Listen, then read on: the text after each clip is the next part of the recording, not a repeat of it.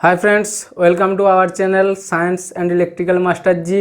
आज के আমরা এসে গেছি পরিবেশের জন্য ভাবনার শেষ ভিডিও নিয়ে। আজকে আমরা এই টপিকগুলো পড়ব। তাপন মূল্য, জীবাশ্ম জ্বালানি সংরক্ষণের প্রয়োজনীয়তা, কয়লা খনির মিথেন, মিথেন হাইড্রেট, আর সবথেকে গুরুত্বপূর্ণ হচ্ছে মাধ্যমিক পরীক্ষার জন্য ইম্পর্ট্যান্ট কোশ্চেন এবং এই চ্যাপ্টারের যত গুরুত্বপূর্ণ এমসিকিউ আছে সবগুলোর উত্তর আমি বলে দেব এবং যেগুলা SA Q R SA type question থাকবে ওই কোশ্চেনগুলো আমি দিয়ে দেব। আর বুঝিয়ে তো দিয়েছি, ঠিক আছে। তাও যদি কোনো কোশ্চেনের উত্তর লিখতে অসুবিধা হয় তখন তোমরা আমাকে কমেন্ট বক্সে কমেন্ট করবে, আমি ভালোভাবে সাজিয়ে গুছিয়ে উত্তরটা আবার বলে দেব।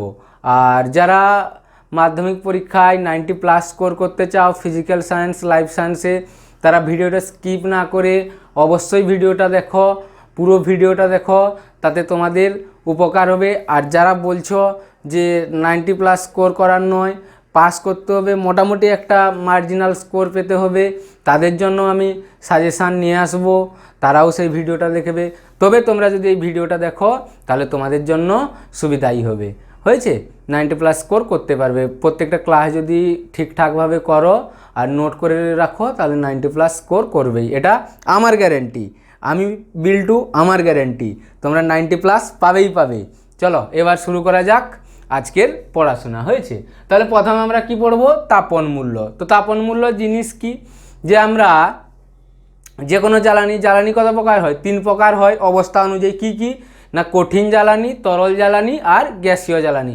কঠিন জ্বালানি কি কি আছে? কঠিন জ্বালানি কয়লা 1 নম্বর হবে, চারকোল 2 নম্বর, তারপর হচ্ছে শুকনো কাঠ, এগুলো হচ্ছে কঠিন জ্বালানি। তরল জ্বালানি কি কি আছে? পেট্রোল, ডিজেল, কেরোসিন, এগুলা হচ্ছে তরল জ্বালানি। আর গ্যাসীয় জ্বালানি কি আছে? এলপিজি, বিউটেন, হাইড্রোজেন, এগুলা হচ্ছে গ্যাসীয় জ্বালানি। তো জ্বালানিকে আমরা দহন করলে যে পরিমাণ তাপ শক্তি পাই তাকেই বলা হচ্ছে তাপন মূল্য। হয়েছে, দেখো তাহলে তাপন মূল্যের ডেফিনেশান কি বলা আছে? 1 কেজি ভরের কোনো কঠিন বা তরল জ্বালানির অথবা এসটিপিতে 1 মিটার কিউব আয়তন বিশিষ্ট কোনো গ্যাসীয় জ্বালানির। তাহলে দেখো কঠিন আর তরল জ্বালানি যখন হবে তখন আমরা তার ওজনের উপর ভিত্তি করে বলে দেবো যে 1 কেজি কয়লা, 1 কেজি ডিজেল, হয়েছে, বা 1 লিটার ডিজেল। কিন্তু যখন আমরা গ্যাসীয় জ্বালানি নেব, গ্যাসীয় জ্বালানি মানে কি? এলপিজি, বিউটেন, হাইড্রোজেন, তখন আমাদের এসটিপিতে, এসটিপি মানে কি? Standard temperature and pressure. হয়েছে, এসটিপিতে 1 মিটার কিউব আয়তনের কারণ হচ্ছে কি? যে গ্যাসের ভরের থেকে গ্যাসের আয়তনটাই বেশি প্রযোজ্য হয়। হয়েছে, তাহলে 1 মিটার কিউব আয়তন বিশিষ্ট কোনো গ্যাসীয় জ্বালানির সম্পূর্ণ দহনে যে পরিমাণ তাপ শক্তি উৎপন্ন হয় তাকে ওই জ্বালানির তাপন মূল্য বলে। তাহলে কঠিন বা তরল যদি হয় 1 কেজি ভরের, আর যদি গ্যাসীয় জ্বালানি হয় তাহলে আমরা কি করব? গ্যাসীয় জ্বালানি হলে এসটিপিতে স্ট্যান্ডার্ড টেম্পারেচার অ্যান্ড প্রেসারে 1 মিটার কিউব আয়তন ধরবো। হয়েছে, সেই পরিমাণ জ্বালানিকে যদি আমরা সম্পূর্ণভাবে দহন করি তাহলে যে পরিমাণ তাপ শক্তি উৎপাদন হবে তাকে আমরা বলবো ওই জ্বালানির ক্যালোরিফিক ভ্যালু বা তাপন মূল্য। বোঝা গেছে? এবার তাপন মূল্যের একক কি? তাহলে 1 কেজি, তাহলে প্রতি কেজিতে তাহলে পার কেজি দিয়ে দিলাম। আর তাপ কি? এক প্রকার শক্তি, তাহলে তাপ শক্তির একক কি? জুল। তাহলে এবার ব্যবহারিক একক আমরা কিলো জুল নিয়ে নিয়েছি, তাহলে তাপন মূল্যের একক হচ্ছে KG kilo joule per KG. হয়েছে, এটা হলো তাপন মূল্যের একক। এটা শর্ট কোশ্চেন পড়ে অনেক সময় তাপন মূল্যের একক কি তখন আমাদেরকে বলতে হবে কিলো জুল পার কিলোগ্রাম বা কিলো জুল পার কেজি। এবার দেখো গ্যাসীয় জ্বালানির তাপন মূল্য সবচেয়ে বেশি হয়, তারপরে তরল জ্বালানির তাপন মূল্য, তারপরে কঠিন জ্বালানির তাপন মূল্য। এটা লিখে দিয়েছি, গ্যাসীয় জ্বালানি, তরল জ্বালানি, কঠিন জ্বালানি। গ্যাসীয় জ্বালানির উদাহরণ কি আছে? এলপিজি, তরল জ্বালানি পেট্রোল, আর কঠিন জ্বালানি কোল। হয়েছে, এবার দেখো কিছু জ্বালানি আমরা নিয়েছি এবং তার তাপন মূল্য কত আছে এগুলো আমরা দেখে নেব। হয়েছে, আচ্ছা এখানে একটা কথা বলি, যেমন ধরো তোমাকে একটা কথার মানে বলে দেওয়া হলো যে কয়লার তাপন মূল্য 1000 কিলো জুল পার কেজি বলতে কি বোঝো? এরকম একটা কোশ্চেন মাধ্যমিকে দেখা যায়। তাহলে আমাদেরকে কি বলতে হবে? যে 1 কেজি কয়লার সম্পূর্ণ দহনে 1000 কিলো জুল তাপ শক্তি আমরা পাই। এটাই হচ্ছে এটা বলার তাৎপর্য, যে কয়লার তাপন মূল্য 1000 কিলো জুল পার কেজির তাৎপর্য। এবার দেখো বিভিন্ন প্রকার জ্বালানির তাপন মূল্যের আমরা এখানে একটা চার্ট দিয়েছি। এই চারটা তোমরা তুলে নেবে, কারণ কখনো কখনো এখান থেকে শর্ট কোশ্চেন দিয়ে দেয়। যেমন দিয়ে দেয় যে ধরো প্রাকৃতিক গ্যাসের তাপন মূল্য কত, দিয়ে অপশান দিয়ে দেবে 52,300, 55,300, 30,300 এরকম দেওয়া থাকবে, তখন আমাদের 52,300 টিক করতে হবে। হয়েছে? তাহলে দেখো আমরা এখানে কি বললাম যে কঠিন জ্বালানির গ্যাস তাপন মূল্য কম, তার থেকে তরল জ্বালানি তার থেকে বেশি, আর গ্যাসীয় জ্বালানি সব থেকে বেশি। হয়েছে? তাহলে দেখো এইখানে কয়লার কত আছে তাপন মূল্য 15,000 থেকে 34,000। 15,000 থেকে 34,000 এইভাবে বলা আছে কেন না, আমরা জানি যে কয়লার বিভিন্ন ভাগ আছে, 4 প্রকার আছে। কি কি না, অ্যান্থ্রাসাইট, বিটুমিনাস, পিট আর কোক কয়লা। হয়েছে? তাহলে বিভিন্ন প্রকারের বিভিন্ন রকম, এই জন্য কয়লার তাপন মূল্য হচ্ছে 15,000 থেকে 34,000। এবার কোকের তাপন মূল্য কত, 28,000 থেকে 31,000। চারকোল অর্থাৎ অঙ্গারের তাপন মূল্য কত আছে, 29,600। সব কিন্তু কিলো জুল পার কেজি এককে। হ্যাঁ, শুকনো কাঠের তাপন মূল্য কত, 17,000। পেট্রোলের তাপন মূল্য কত, 48,000। ডিজেলের তাপন মূল্য কত, 44,800। গ্যাসোলিনের তাপন মূল্য কত, 47,300। প্রাকৃতিক গ্যাস 52,300। বিউটেন 49,510। আর হাইড্রোজেন 1,50,000, 1.5 লক্ষ। তাহলে সবচেয়ে বেশি তাপন মূল্য কার, হাইড্রোজেনের। ঠিক আছে, এরপর আমরা নেক্সট স্লাইডে চলে যাচ্ছি। এরপর দেখো আমরা জীবাশ্ম জ্বালানি সংরক্ষণের প্রয়োজনীয়তা সম্পর্কে পড়বো। তাহলে জীবাশ্ম জ্বালানি কি না, জীবদেহের দেহাবশেষ থেকে যেসব জ্বালানি পাওয়া যায় তাকে জীবাশ্ম জ্বালানি বলে। আগের দিন আমরা আলোচনা করেছি জীবাশ্ম জ্বালানির মধ্যে কি কি পড়ে, কয়লা, পেট্রোলিয়াম আর প্রাকৃতিক গ্যাস, এগুলো হচ্ছে জীবাশ্ম জ্বালানির মধ্যে। এবার সেই জীবাশ্ম জ্বালানিকে সংরক্ষণ করার প্রয়োজন কেন দেখো না, 1 নম্বরে হচ্ছে যথেচ্ছ ব্যবহারের ফলে জীবাশ্ম জ্বালানির ভাণ্ডার ক্রমশ ফুরিয়ে যাচ্ছে এবং অদূর ভবিষ্যতে এই ভাণ্ডার ফুরিয়ে যাবে, শেষ হয়ে যাবে। হয়েছে? তাহলে জীবাশ্ম জ্বালানির যে ভাণ্ডারটা আছে সেটা সীমিত। এবার সেখান থেকে যদি অনবরত আমরা আহরণ করতে থাকি তাহলে কি হবে, কিছুদিনের মধ্যে শেষ হয়ে যাবে। তাহলে সেই শেষ যাতে না হয়ে যায় তার জন্য আমাদেরকে কী করতে হবে, জীবাশ্ম জ্বালানিকে সংরক্ষণ করতে হবে। তারপরে দেখো জীবাশ্ম জ্বালানি সৃষ্টি হতে কোটি কোটি বছর সময় লেগেছে, অর্থাৎ এই সম্পদ কি পুনর্নবীকরণযোগ্য নয়। হয়েছে? যে তারা বারবার আমরা পেতে পারবো না। এখন যদি একবার শেষ হয়ে যায় তাহলে কি হবে, আবার কোটি কোটি বছর পরে আমরা কয়লা, পেট্রোলিয়াম পাবো, যতক্ষণ ভূকম্পের ফলে কি হবে, ভূপৃষ্ঠের উপর নিচে চলে যাবে, নিচে উপরে চলে আসবে। তাহলে তখন কি হবে, সভ্যতাই থাকবে না, জীবকুল নষ্ট হয়ে যাবে।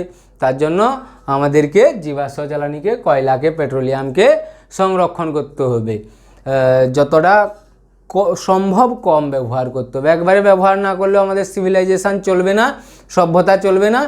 যতটা কম সম্ভব হয় ততটা আমাদেরকে জীবাশ্ম জ্বালানি কম ব্যবহার করতে হবে। এরপরে দেখো জীবাশ্ম জ্বালানির দহন কমলে, জীবাশ্ম জ্বালানি দহন করলে কি হয়, কার্বন ডাইঅক্সাইড আর গ্রিন হাউস গ্যাস উৎপাদন হয়। এবার ওই গ্রিন হাউস গ্যাস যদি উৎপাদন হয় তাহলে গ্রিন হাউস গ্যাসের জন্য কি হয়, গ্লোবাল ওয়ার্মিং, বিশ্ব উষ্ণায়ন হয়। তাহলে এর ব্যবহার যদি আমরা কম করে দিই, সংরক্ষণ করি, তাহলে কি হবে, কার্বন ডাইঅক্সাইড আর সিএফসি কম উৎপাদন হবে, অর্থাৎ গ্রিনহাউস গ্যাসগুলো কম উৎপাদন হবে। আর গ্রিনহাউস গ্যাস কম উৎপাদন হলে কি হবে, বিশ্ব উষ্ণায়নের যে মাত্রাটা আছে সেটা কমে যাবে। তাহলে দেখো জীবাশ্ম জ্বালানির দহন কমলে কার্বন ডাইঅক্সাইডের উৎপাদন কমবে এবং বিভিন্ন প্রকার গ্রিনহাউস গ্যাসের পরিমাণ বায়ুমণ্ডলে কমবে, ফলে বিশ্ব উষ্ণায়নের অর্থাৎ গ্লোবাল ওয়ার্মিংয়ের মাত্রা কমে যাবে, যেটা আমাদের পৃথিবীর পক্ষে ভালো, গ্লোবাল ওয়ার্মিংয়ের মাত্রা কম হয়ে গেলে। আর আমাদের ভবিষ্যৎ প্রজন্মের কথা মাথায় রেখে কিছু কিছু জীবাশ্ম জ্বালানি সঞ্চয় করে রাখতে হবে, যাতে তারা উন্নত প্রযুক্তি ব্যবহার করে পুনর্নবীকরণযোগ্য শক্তির উৎসের সন্ধানের সময় পায়। হয়েছে? তাহলে যেমন পুনর্নবীকরণযোগ্য শক্তির উৎসের সন্ধান পেতে গেলে, যেমন ধরো বায়ুকল, জোয়ার ভাটা শক্তি, এইসব নতুন পুনর্নবীকরণযোগ্য শক্তি যখন আমরা ব্যবহার করতে চাইবো, তখন আমাদেরকে কি করতে হবে না, কিছু জীবাশ্ম জ্বালানি রেখে দিতে হবে, যাতে সেই জীবাশ্ম জ্বালানি ব্যবহার করে আমরা তাদেরকে সহজে খুঁজতে পারি। হয়েছে? ব্যাস, এই গেল আমাদের জীবাশ্ম জ্বালানি সংরক্ষণের প্রয়োজনীয়তা। এবার আমাদের নেক্সট টপিক কী ছিল, কয়লা খনির মিথেন। কয়লা খনির মিথেনে আমাদের কি জানতে হবে, কয়লা খনির মিথেন কাকে বলে, অর্থাৎ তার সংজ্ঞা, আর কয়লা খনির মিথেন কিভাবে আমরা আহরণ করি, মানে ওই খনি থেকে উপরে তুলি, এই দুটা জিনিস আমাদেরকে জানতে হবে। আর এইটা ইম্পর্টেন্ট কোয়েশ্চেন, খুব পরীক্ষায় দেখা যায়, সিবিএম কোল বেড মিথেন, অর্থাৎ কয়লা খনির মিথেনের আহরণের কৌশল। হ্যাঁ, তো দেখো কয়লা খনির মিথেন কাকে বলে না, কয়লা খনিতে কয়লার কঠিন স্তরে অধিশোষিত মিথেন গ্যাসকেই কোল বেড মিথেন বা সিবিএম বা কয়লা খনির মিথেন বলা হয়। তাহলে কয়লা খনির যে কঠিন শিলাস্তর আছে সেখানে যে মিথেন গ্যাস শোষিত হয়ে সঞ্চিত থাকে তাকে আমরা কি বলি? কোল বেড মিথেন, সিবিএম, বাংলায় বলা হয় কয়লা খনির মিথেন। তো পশ্চিমবঙ্গের রানীগঞ্জে সিবিএম পাওয়া যায়। কত পাওয়া যায় না দৈনিক প্রায় 5 লক্ষ কিউবিক মিটার সিবিএম আহরণ করা হয় পশ্চিমবঙ্গের রানীগঞ্জে। বোঝা গেছে? এরপরে দেখো সিবিএম কি করে আহরণ করা হয়। সিবিএম আহরণের জন্য বিভিন্ন ব্যাসার্ধের দুটি সমকেন্দ্রিক পাইপ কয়লা স্তর পর্যন্ত প্রবেশ করানো হয়। হয়েছে? তাহলে এটা ধরো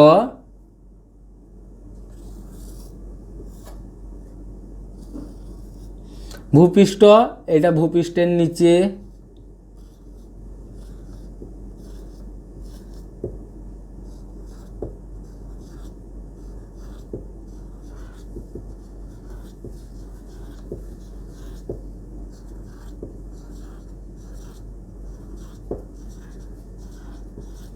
এটা কয়লা স্তর আছে। এবার এই কয়লা স্তরের এই কঠিন কয়লা স্তরের মধ্যে কি হচ্ছে, এইগুলাতে অধিশোষিত হয়ে আছে কে না মিথেন গ্যাস। এবার এইখানে দুটা সমকেন্দ্রিক বিভিন্ন ব্যাসার্ধের পাইপ ঢোকানো হয়। সমকেন্দ্রিক মানে কি, যে যাদের কেন্দ্র একই হবে কিন্তু ব্যাসার্ধ আলাদা হবে, মানে একটা ছোট পাইপ একটা বড় পাইপ, এরকম সমকেন্দ্রিক ব্যাসার্ধের পাইপ। এটা হচ্ছে সমকেন্দ্রিক ব্যাসার্ধের সমকেন্দ্রিক ভিন্ন ব্যাসার্ধের দুটা পাইপ। তাহলে এখানে কি করা হলো, সমকেন্দ্রিক, অ্যানাদার কালো কলমটা ইউজ করছি, এইখানে সমকেন্দ্রিক, দেখো এদের কেন্দ্র একটা, ভিন্ন ব্যাসার্ধের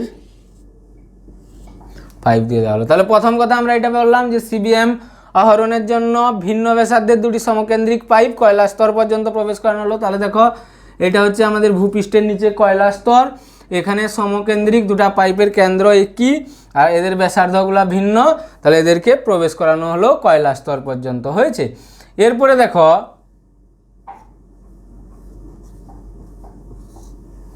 এরপরে কি বলা আছে, এরপর পাম্পের সাহায্যে কয়লা স্তরের উপর সঞ্চিত জল একটি পাইপের সাহায্যে উপরে তুলে আনা হয়। তাহলে একটা পাইপ দিয়ে কি করা হয়, পাম্প লাগিয়ে এখানে ভূপৃষ্ঠের নিচে কি থাকে, জল থাকে, এই জলকে আমরা উপরে তুলে আনবো একটা পাইপের, যে কোনো একটা পাইপের সাহায্যে। সাধারণত ছোট পাইপটার সাহায্যে এই জলকে উপরে তুলে আনা হয়। তো জলকে উপরে তুলে আনা হলো, এর ফলে কি হবে, জলকে যখন আমরা উপরে তুলে আনবো, এখানে যখন জল ছিল সে কি করছিল, অধিক পরিমাণে চাপ দিচ্ছিল মিথেন গ্যাসকে। এবার যখন আমরা জলকে উপরে তুলে দিচ্ছি সে কি করছে, চাপ রিলিজ করে দিচ্ছে, তাহলে মিথেন গ্যাসের উপর চাপ কমে যাচ্ছে। এবার মিথেন গ্যাসের উপর যখন চাপ কমে যাচ্ছে তখন কি হবে, অন্য একটা পাইপের সাহায্যে আমরা মিথেন গ্যাসকে উপরে তুলে নেব। জল থাকার জন্য মিথেন গ্যাস চাপের মধ্যে ছিল, ওই জন্য বের হতে পারছিল না। এবার জলটা যখন আমরা পাম্পের সাহায্যে তুলে নিলাম তখন কি হলো, মিথেন গ্যাসের উপর থেকে চাপ কমে গেল। এবার চাপ কমে গেলে কি হবে, ওইটা এক্সপান্ড করবে, মানে বাইরে বেরিয়ে আসবে। এবার বাইরে বেরিয়ে আসলে কি করব, তাকে আমরা অন্য যে পাইপটা ছিল বড় পাইপ তার সাহায্যে উপরে তুলে নিলাম। হলো? তাহলে এটা ইম্পর্টেন্ট মাধ্যমিক এক্সামের জন্য কি না, সিবিএম কোল বেড মিথেন আহরণের কৌশল। কোল বেড মিথেন আহরণের কৌশল কি আছে না, প্রথমে কয়লা স্তর পর্যন্ত দুটি ভিন্ন ব্যাসার্ধের সমকেন্দ্রিক পাইপকে আমরা কয়লা স্তর পর্যন্ত প্রবেশ করালাম। এরপর কি হলো না, পাম্পের সাহায্যে, যে কোনো একটা পাইপের সাহায্যে, ইউজুয়ালি ছোট পাইপটার সাহায্যে কি করা হয়, জলকে উপরে তুলে নেওয়া হয়।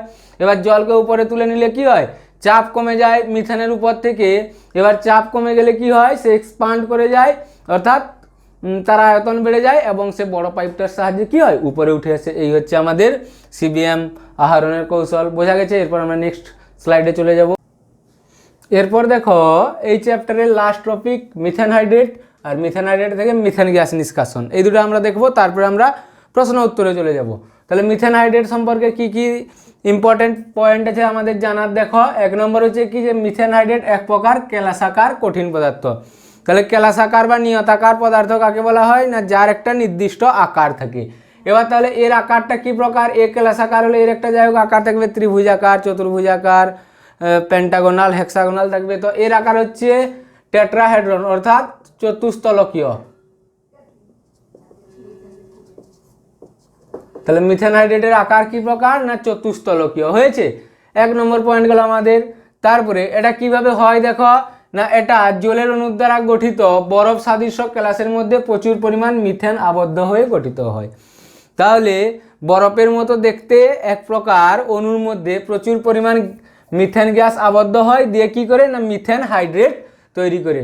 মিথেন আর হাইড্রেট, জল থেকে এসেছে, হাইড্রো অর্থাৎ কি জল, তাহলে জল আর মিথেন মিলিত হয়ে কি হয়, মিথেন হাইড্রেট তৈরি হয়। এর সংকেত কত, CH4, 5.7H2, এটাকে 4 দিয়ে যদি গুণ করে দেওয়া হয় তাহলে 4 CH4 আর 23 H2O। যদি 5.7টা দেখতে তোমাদের কীরকম লাগছে, তাহলে 4 দিয়ে গুণ করে দিতে হবে, তাহলে এটা কত হবে 4 CH4 আর 23 হয়ে যাবে 23 H2O। হয়েছে, এটা হলো এর সংকেত। এরপর যেমন সিবিএমকে আমরা কোথায় পেতাম, সিবিএমকে আমরা কয়লা খনির মধ্যে পেতাম, সেরকম মিথেন হাইড্রেটকে আমরা কোথায় পাই, না সমুদ্রের তলদেশে পাললিক শিলাস্তরের ভিতর। হয়েছে, তাহলে সমুদ্রের তলদেশে পাললিক শিলাস্তরের নিচে মিথেন হাইড্রেট পাওয়া যায়। একে ফায়ার আইসও বলা হয়, আগুনের বরফও বলা হয়। এরপরে কি, মিথেন হাইড্রেটে 13.3% মিথেন থাকে। আর হচ্ছে কি, যে 1 লিটার কঠিন মিথেন হাইড্রেট থেকে এসটিপিতে প্রায় 170 লিটার মিথেন পাওয়া যায়। তাহলে এই হলো আমাদের মিথেন হাইড্রেটের বৈশিষ্ট্য। 1 নম্বর হচ্ছে কি, যে মিথেন হাইড্রেট এক প্রকার কেলাসাকার অর্থাৎ নির্দিষ্ট আকারযুক্ত কঠিন পদার্থ। এর আকারটা কি প্রকার, না চতুস্তলকীয়। এরপরে হচ্ছে এটি জলের অণু দ্বারা গঠিত বরফ সাদৃশ্য গ্যাসের মধ্যে প্রচুর পরিমাণ মিথেন জমা থাকার জন্য আবদ্ধ হয়ে মিথেন হাইড্রেট গঠিত হয়। এর সংকেত কত আছে, CH4, 5.7H2O। এটা কোথায় পাওয়া যায়, না সমুদ্রের তলদেশে পাললিক শিলাস্তরের নিচে মিথেন হাইড্রেট পাওয়া যায়। এর আরেকটা নাম কি, ফায়ার আইস বা আগুনের বরফ বলা হয়। মিথেন হাইড্রেটে কত মিথেন থাকে, না 13.3%, 13.3%। আর এসটিপিতে 1 লিটার কঠিন মিথেন হাইড্রেট থেকে প্রায় 170 লিটার মিথেন গ্যাস পাওয়া যায়। তাহলে এই গেল মিথেন হাইড্রেটের বৈশিষ্ট্য। এবার মিথেন হাইড্রেট কি করে আহরণ করা হয় বা নিষ্কাশন করা হয় দেখো, না মিথেন হাইড্রেট থেকে মিথেন নিষ্কাশনের পদ্ধতি। প্রথমে হচ্ছে কি, যে উপযুক্ত পদ্ধতিতে মিথেন হাইড্রেটকে উত্তপ্ত করতে হবে। ওর উত্তপ্ত করার অনেক পদ্ধতি আছে, ল্যাবে করা হয় বা যখন খুব বেশি মাত্রায় হয় তখন ইন্ডাস্ট্রিতেও করা হয়। হয়েছে, ওইটা নিচে গ্যাস দিয়ে অর্থাৎ এলপিজি দিয়ে বা কাঠ দিয়ে উত্তপ্ত করে দিলে হবে না, ওর নির্দিষ্ট পদ্ধতি আছে। ওগুলো যখন আমরা কেমিস্ট্রি পড়বো তখন ডিটেলসে পড়বো। এরপর হচ্ছে কি, মিথেন হাইড্রেটের গ্যাসের মধ্যে কার্বন ডাই অক্সাইড প্রবেশ করিয়ে দেওয়া হয়। এর থেকে কী হয়ে যায়, মিথেন গ্যাস বের হয়। হয়েছে, মিথেন হাইড্রেটের যে গ্যাস আছে সেখানে কার্বন ডাই অক্সাইড প্রবেশ করিয়ে দিলে ওখান থেকে মিথেন গ্যাস বের হয়ে যাবে। এরপর অতিরিক্ত চাপ দিয়ে কি করা হয়, ওই মিথেন গ্যাসকে সংকুচিত করা হয় এবং ওখানে সংকুচিত করার পর মিথেন গ্যাসকে আমরা একটা নির্দিষ্ট পাত্রে সংগ্রহ করে নিই। এই গেল আমাদের মিথেন হাইড্রেটের নিষ্কাশন। এই চ্যাপ্টার মোটামুটি পুরো আমরা কভার করে দিলাম। এরপরে আমরা প্রশ্ন উত্তর আলোচনা করব। কোথাও যদি বুঝতে কিছু অসুবিধা হয় তোমরা কমেন্ট করবে, আমি সঙ্গে সঙ্গে তোমাদের বোঝানোর চেষ্টা করব। এরপরে আমরা কোশ্চেনে চলে যাব, প্রশ্ন উত্তরে চলে